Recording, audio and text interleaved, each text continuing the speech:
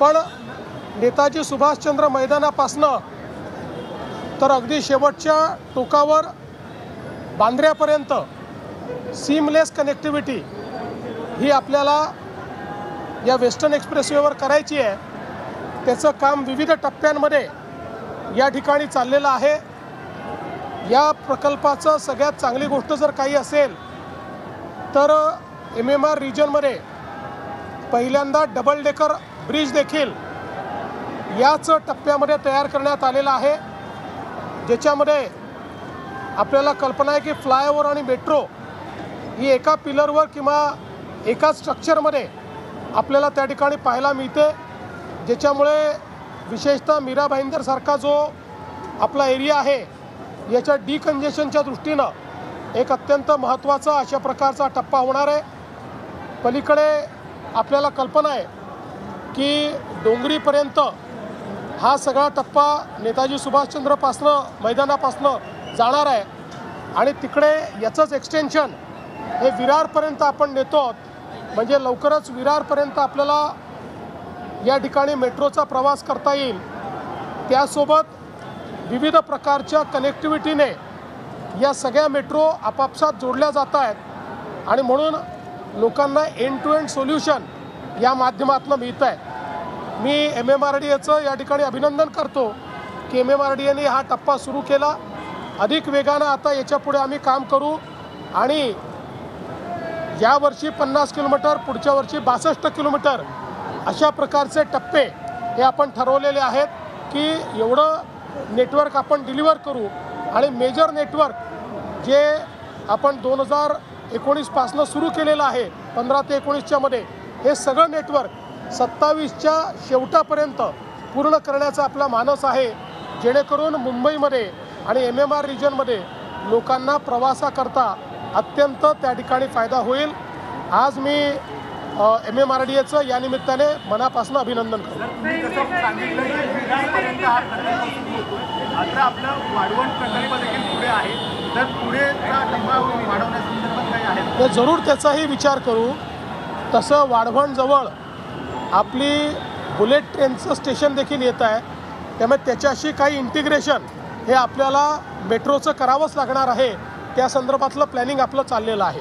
Sir, coastal road connect होतो आहे, ज्या पद्धतीने कोस्टल रोड येतो आहे तो मीरा भाईंदरपर्यंत येणार आहे, तो देखील मेट्रोला कनेक्ट करणार आहात तर त्या कसं असणार आहे? निश्चितपणे त्याही संदर्भात आम्ही विचार करतो आहोत किंवा काही ठिकाणी जेव्हा आपण पलीकडे याला जाणार आहोत विरारला, त्यावेळी काही ड्युएल स्ट्रक्चर्स तयार करता येतील का या संदर्भात मागे देखील आम्ही त्याची पडताळणी केली आहे, त्यामुळे तशी पडताळणी निश्चितपणे आम्ही करू।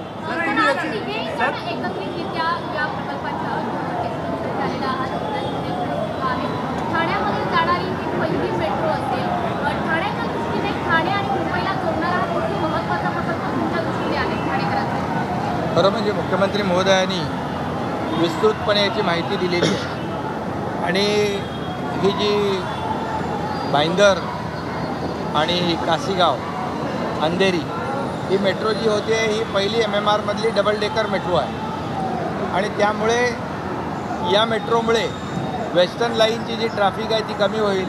मेट्रो 2A जोडू, मेट्रो 7ला जोडू, मेट्रो 7A जोडू आणि त्याचबरोबर वडाळ्यावरून आलेली गायमुखपर्यंत मेट्रो 4A आणि गायमुख ते या ठिकाणी भाईंदर अशी देखील मेट्रो जोडल्यानंतर मेट्रो 10 एक पूर्णपणे लूप तयार होईल आणि पूर्णपणे एक सर्किट तयार होईल, सर्कल तयार होईल आणि त्याचा फायदा मुंबई, ठाणे, आपलं मीरा भाईंदर हे मुंबई आणि ठाण्यातलं मधलं मीरा भाईंदर आहे आणि त्यामुळे या कनेक्टिव्हिटीमुळे खूप मोठा फायदा या ठिकाणी मुंबई MMRला मिळणार आहे आणि म्हणून ही जी आता मेट्रो आज आपण त्याचं ट्रायल रन घेतो आहे ही 4.5 किलोमीटरची, याच्यानंतर 4.5 किलोमीटर आणखी होईल, म्हणजे डिसेंबर 25पर्यंत ही कंप्लीट होईल, डिसेंबर 26पर्यंत दुसरा टप्पा कंप्लीट होईल।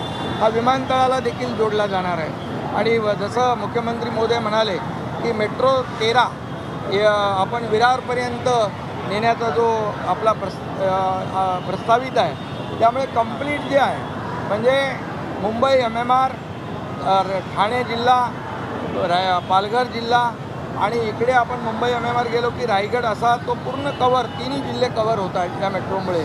आणि मला या ठिकाणी हेही सांगायचं आहे की या मेट्रोच्या वेळेस जेव्हा पृथ्वीराज चव्हाण साहेब मुख्यमंत्री होते त्यावेळेस आंदोलन करावं लागलं की मेट्रो फिजिबल नाही, त्याला ही मेट्रो होऊ शकत नाही, रायडरशिप कमी आहे.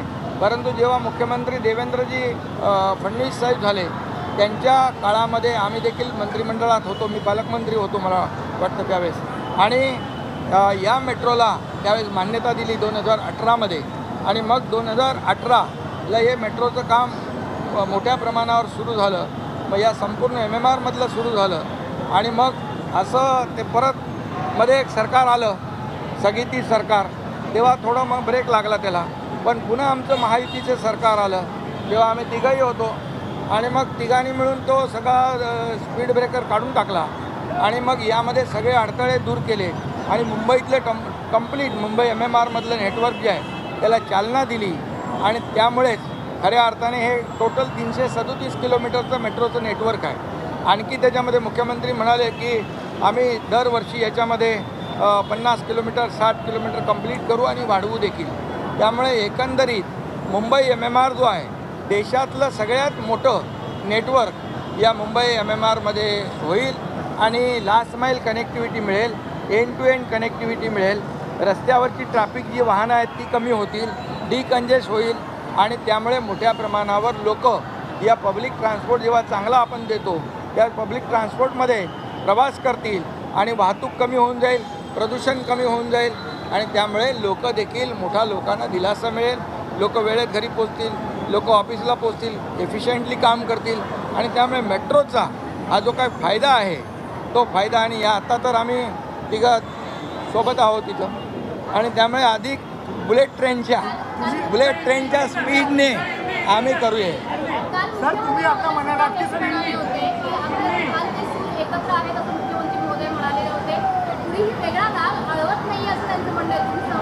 तुम्हाला काही शंका आहे का? बिलकुल शंका बाळगू नका.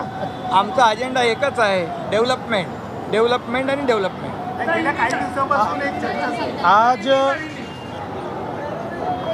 बहुत खुशी की बात है कि काशी गांव से दहीसर तक जो मेट्रो का टेक्निकल टेस्टिंग आज यहाँ पर किया जा रहा है, इस टेक्निकल टेस्टिंग के बाद कुछ दिनों में इसको पैसेंजर के लिए खुला किया जाएगा